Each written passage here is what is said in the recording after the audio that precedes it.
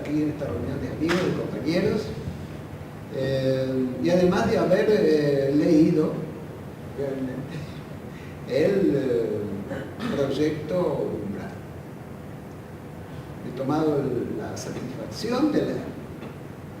Usted sabe que son casi 800 páginas de letra chiquita. Bueno, y he tenido el gusto de leerlo e incluso de releer algunos capítulos.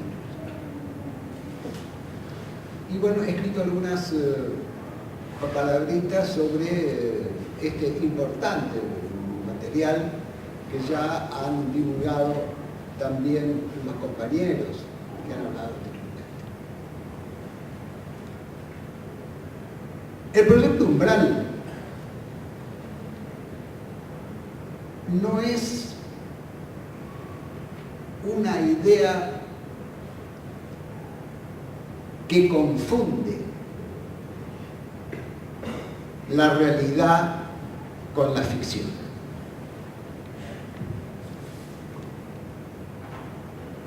No es un plan que no totalice. No se trata tampoco de algunas percepciones generales de sectores interesados que han vivido de espaldas al país. No se trata de un material que no relacione, que repita los mentideros conocidos, los costados ideológicos de las falsificaciones, de las artificiosas creaciones míticas, de las que estamos demasiado acostumbrados, las creaciones que parcelan y que ocultan la realidad.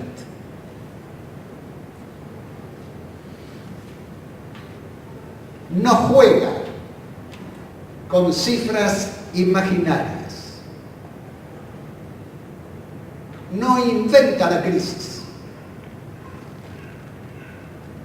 no pasa por encima de los hechos reales. El proyecto Umbral, repito, no reitera las formaciones históricas y económicas liberales que consabidamente determinan que cuando la realidad no soporta las interpretaciones teóricas,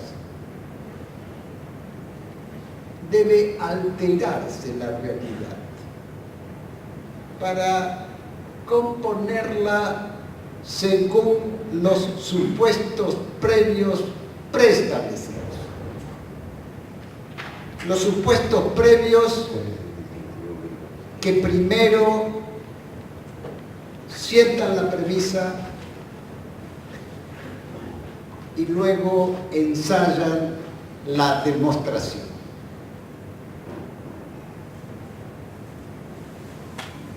Como decían los compañeros, el proyecto Umbral subvierte la manera de mirar. Queremos decir que atiende al ser de la nación, liberado de cualquier prejuicio disminuyente.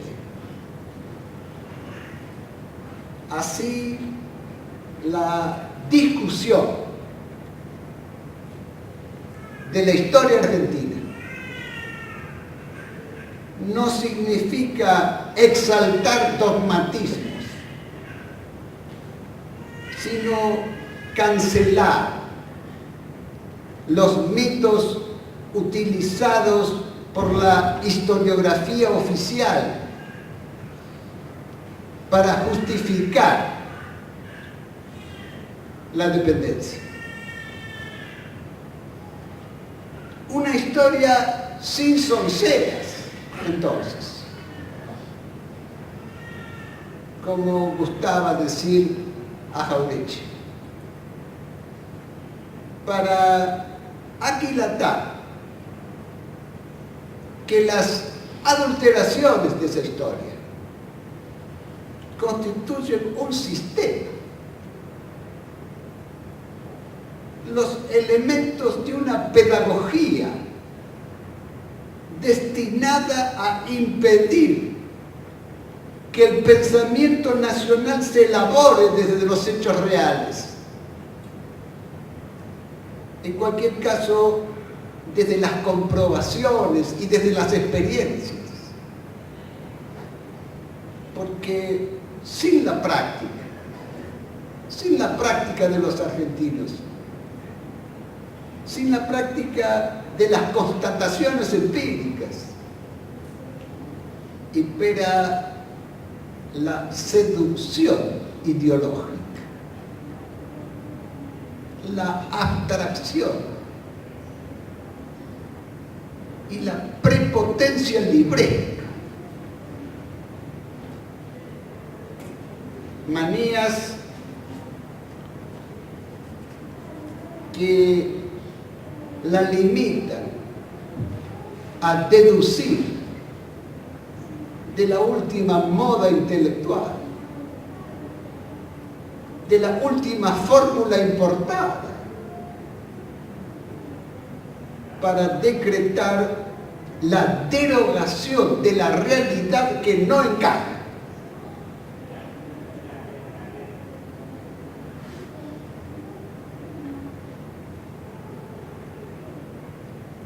El proyecto Umbral no es una metáfora. No es una metáfora de un país abstracto. Es la oferta del país concreto. Y lo concibe dinámicamente, incluido en el devenir vivo de la historia. Es una síntesis real que inaugura un nuevo debate. Porque el porvenir será la realización de la patria, su totalidad concreta, un fenómeno activo que no puede ser otro que el pueblo, entendido como recíprocamente consciente y mutable.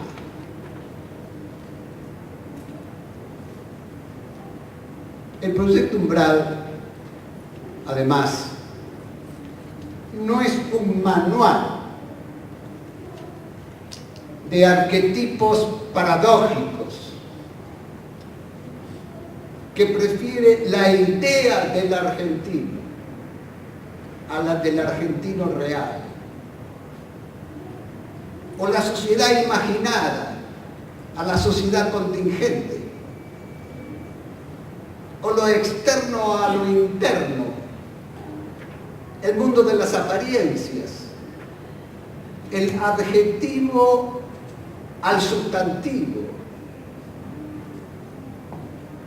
el atributo que reniega del sujeto para exaltar el fetiche,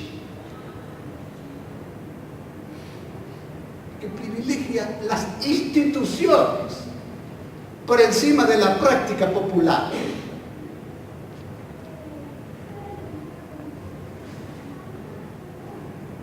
Decía Eva Perón,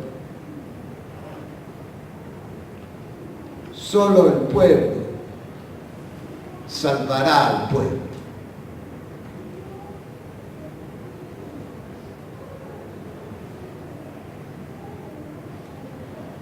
El proyecto Umbral, por consiguiente, no imita modelitos, es no. No se conforma con un país ilusorio, alienado a una imagen falsa del país. No cabe en sus proposiciones el país idealizado. No hay aquí moralismo universalista. No hay aquí correspondientemente delirios verbales. No hay asepsia.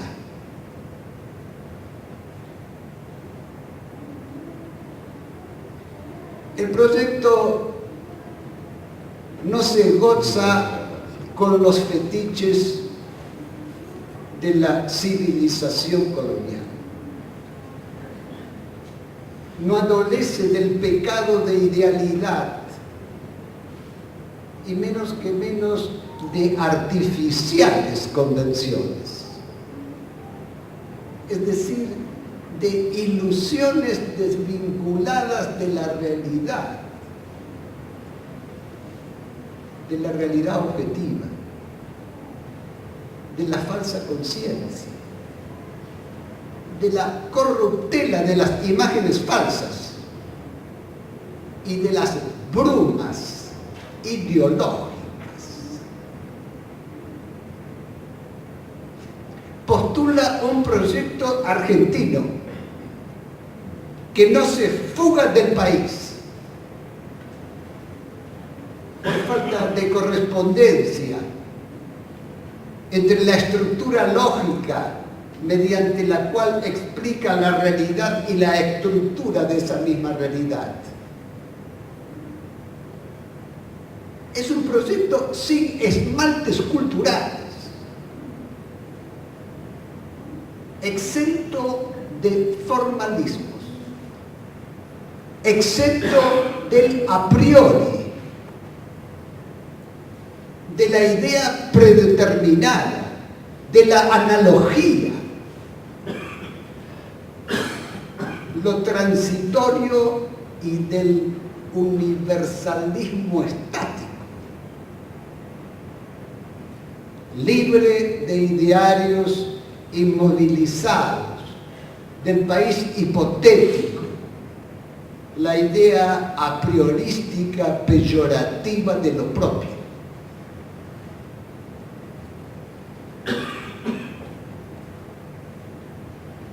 Al proyecto Umbral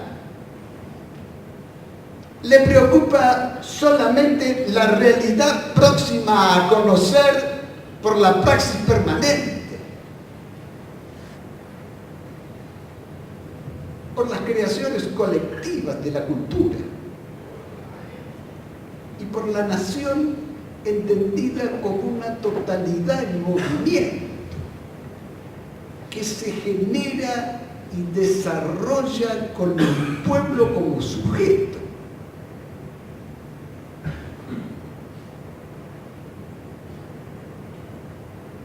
El proyecto austral, el octavo proyecto de los argentinos, propone una manera de mirar el país. Y esta manera de mirar el país enjuicia a su vez una manera de pensar. La ceguera explícita de la realidad cambiante para descubrir la comprensión de la realidad mediante el terco trámite de impugnar la falsa conciencia que impide conocer. El proyecto, sus autores, su orientación, razona del antes hacia ahora, de la parte al todo y del todo a la parte, y abre alternativas que no finalizan.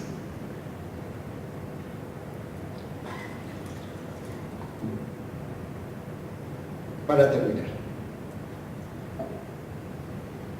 El pensamiento nacional es un pensamiento abierto. Y el proyecto Umbral, definitivamente, es la contestación a la metodología del principio abstracto,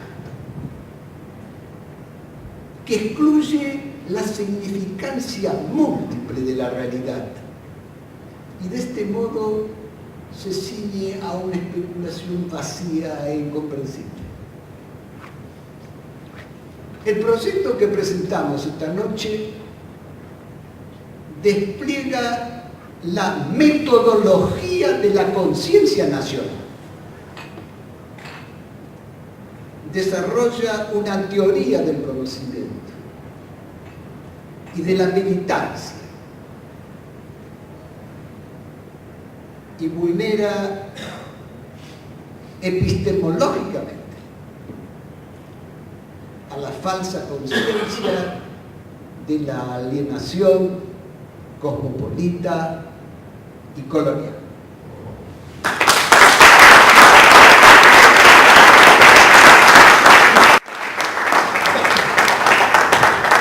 Bueno, muchas gracias, Ernesto, la verdad, un placer y un honor, como siempre. Y bueno, José Luis quería decir algo. Dale, ahora ya estamos en la parte relajada. Ya, Ernesto, la verdad que agradezco las calificadas presencias de todos los compañeros y escuchar a Ernesto, digo, como hemos estado en la agitación de todo esto que llevó mucho tiempo, muchos años, y en la provocación sistemática y permanente de querer cambiar el modo de ver las cosas, esta me pareció de una claridad y de una profundidad. A mí me emociona que Ernesto haya interpretado un esfuerzo que está cargado de amor, más allá de los defectos que pueda tener en su construcción. Digo, bueno, te agradezco porque me siento conmovido por una descripción tan acabada y tan concienzuda de alguien que se nota que se metió en una obra y por suerte te capturó la obra. Y realmente te convoco, como a todos, a lo que significa la idea del proyecto Umbral, una provocación sistemática para recuperar lo que somos, y es una obra abierta para que se la apropien todos los que quieran, para que la modifiquen, para que la mejoren, para que la cambien, porque justamente no es una obra que parte del dogmatismo, sino que parte de mostrar que hay otra Argentina posible, que a veces la hemos tenido y nos es arrebatada sistemáticamente, pero que no es responsabilidad de los demás, es responsabilidad nuestra. Yo digo, de la emoción te agradezco, porque has hecho cuando le hablé por teléfono voy a contar una pequeña infidencia. Cuando preparábamos esta mesa, bueno, siempre las vicisitudes de la organización no son fáciles, además olvidé decir que Jorge Bolívar lamentablemente fue internado en el día de hoy y por eso no nos pudo acompañar. Le pregunto, y a Ernesto, y con esto me despido, Ernesto, bueno, ¿qué te pareció para que me adelante algo? Me dijo, es una sorpresa.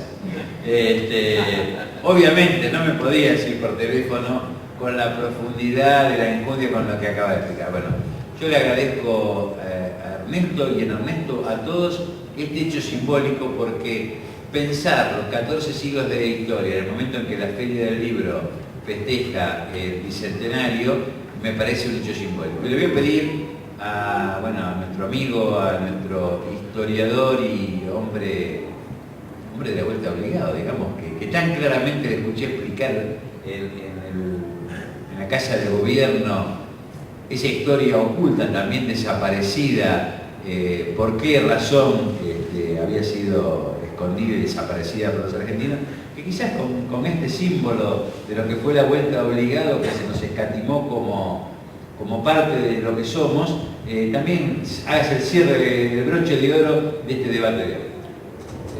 Antes yo quería agradecer la presencia de todos, así cierra Pancho, agradecer sobre todo los aportes de los dos sindicatos, el SUTER, Víctor estuvo aquí con nosotros hasta recién, y del SADOP, y bueno, cerrás Pancho y la presencia de todos ustedes, Leticia, Oscar, uno de los autores que acá toda la familia, bueno, Vicky que nos ayudó muchísimo, Luis que nos ayuda a difundirlo. Bueno, muchísimas gracias a todos y quedamos con Pancho para reflexión final.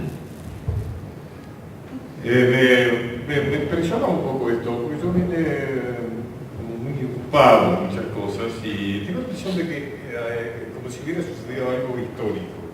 O sea, el entusiasmo me da lo interesante de las cosas que dijiste también, que tuvo Pancho, o sea, estoy convencido que tengo mi nivel.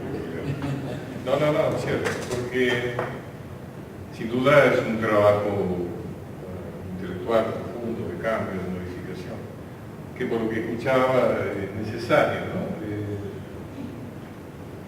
Yo creo que estamos colonizados por dentro, como decía hace un rato, o sea, el conocer que a lo que sirve, como decía Godard, ese conocimiento que nos sirve para conocer. Como decía hace un rato en la mesa, la idea de que tenemos que trabajar sobre nosotros mismos, ese rutar. Lo cual no es nada fácil porque hay una capacidad tecnológica, una capacidad inductiva extraordinaria. Yo creo que en un tiempo la dominación se ejercía sobre los cuerpos, pero la esclavitud. En otro tiempo se ejerció sobre los territorios, que fue la colonización. Más adelante se ejerció sobre las economías, ¿cierto? Tuvo que ver con los imperialismos económicos financieros. Y hoy la dominación se ejerce sobre la mente, sobre el pensamiento, más aún sobre nuestro inconsciente. Es decir, nosotros actuamos a favor del desconocimiento sin darnos cuenta. O sea que eso propone una tarea verdaderamente muy difícil. No digamos imposible porque sería muy pesimista, pero creo que es realmente muy difícil. Y creo que hay que ocupar resquicios, hay que ocupar pequeños espacios. Yo diría que hoy hay muchísima gente para convocar para un proyecto umbral que nadie sabe muy bien qué es y demás.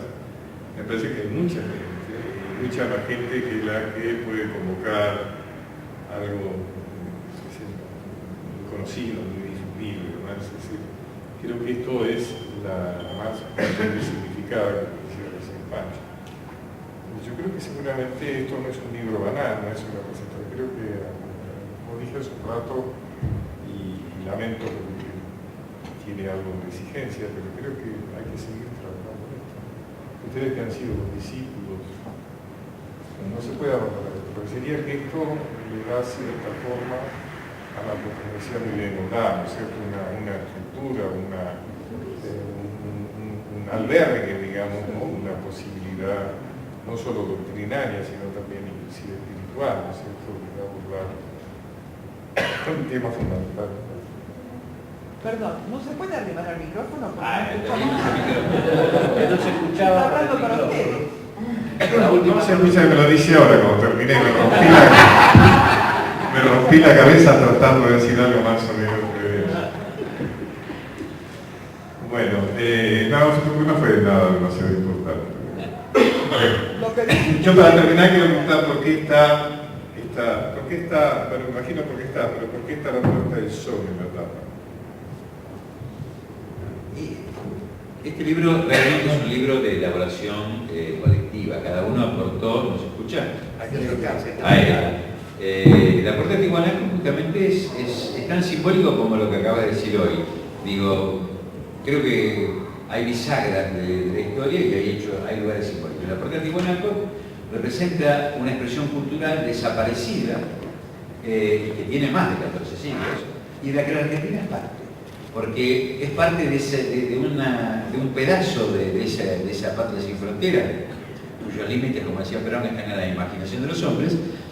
Y bueno, justamente es esa civilización que el colonizador descubre, atónito, por el desarrollo que tenía, y que simboliza uno de los claros ejemplos de cómo se gestó y se consolidó la dependencia de los pueblos.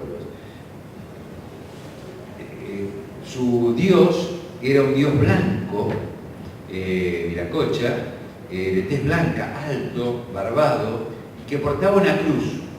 Cruz, símbolo que era previo al cristianismo porque era de miles de años anteriores al cristianismo. Con lo cual, cuenta la leyenda que salió desde la puerta de Tiwanaku a recorrer y a civilizar la América hasta que el hombre abandonara ciertas prácticas materiales que lo deterioraban. Y ese fue el Dios que fue generando las distintas culturas de los pueblos hasta México. Claro, cuando el colonizador llega, obviamente conoce la historia de Viracocha, la aprovecha y la utiliza porque justamente el colonizador barbado, de tez blanca, alto y portaba otra cruz, con esa cruz dominó y sometió a quienes lo recibieron creyendo que era un Mesías y en realidad era quien los venía a juzgar. Y como dice Ciridiano sabiamente, cuidado, porque el anticristo se parece mucho a Cristo.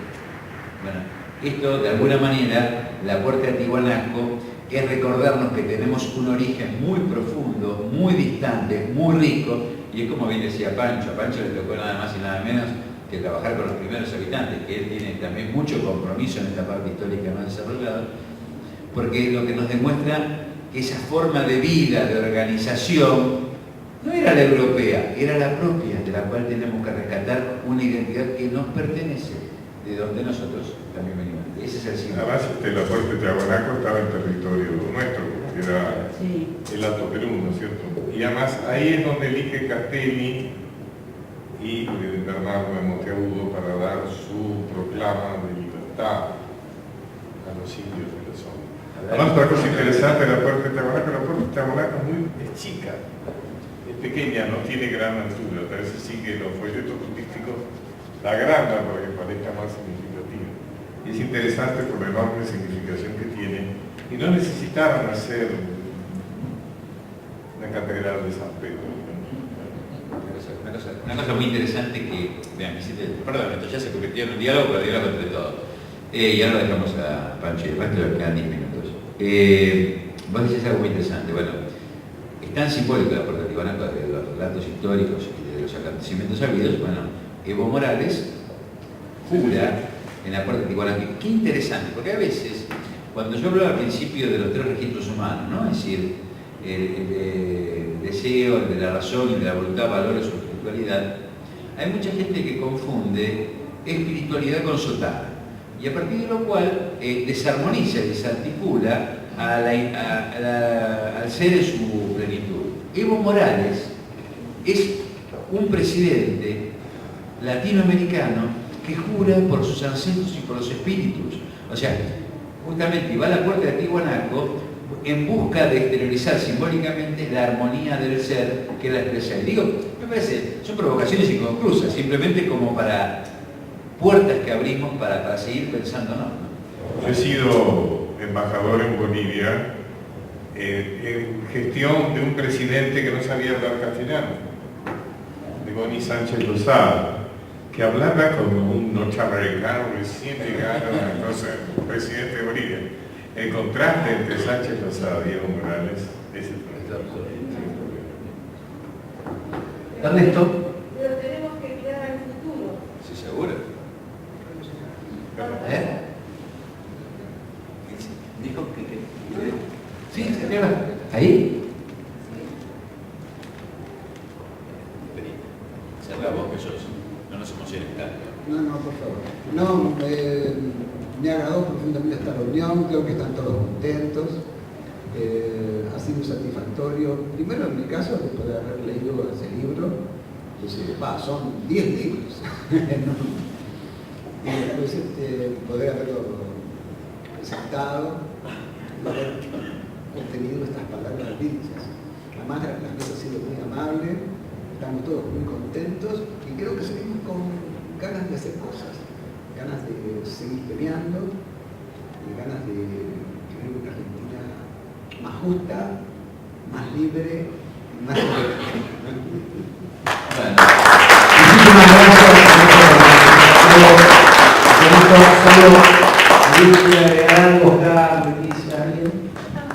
Si a lo mejor no se está cumpliendo, no sé lo que piensan los estudiosos, historiadores, La etapa del continentalismo que decía el general Perón en este momento. No importa. Puede ser.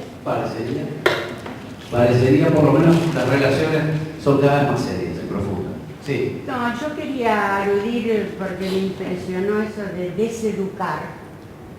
Y esa es la conceptualización que tiene Paulo Freire en la pedagogía, de la cual he luchado tanto tiempo para que eso mis compañeras pudieran entenderlo, pero es hartamente difícil. Creo que una de las cosas más importantes que tiene para deseducar la Argentina es en la educación. La educación es un muro impenetrable. Sí, yo quiero que Comparto. Sí. Me parece que no hay otro lugar para deseducar. Para mí, yo he alcanzado muchos No se puede éxitos, contar con los medios. pero es terrible el muro que existe en las mentes de las compañeras porque evidentemente han sido educadas, todavía no han sido deseducadas. Yo logré deseducarme. A ver, No digo que son las famosas maestras argentinas. El muro. Dice Silviano, la currícula educativa es el contenido del proyecto del país. Nosotros fuimos educados en una currícula educativa del proyecto del 80, que nos dio una formación colonial europea. Digo, nosotros estamos europeizados en nuestro modo de pensar, porque esa fue la currícula y el contenido de la educación. Bueno, es justamente ese el desafío. uno de los autores, Oscar, quería decir algo. Dale. Una brevísima, digamos. Yo me sentí muy honrado siempre de haber sido convocado. Di Lorenzo fue el articulador de este proyecto, me parece que todo lo fue dicho. De haber sido convocado para mí fue un gran honor. Y después de escucharlo a Ernesto, no solo me sentí de nuevo honrado, sino además emocionado. Y la verdad que lo único que le puedo decir después de escucharlo es que nos descubrió.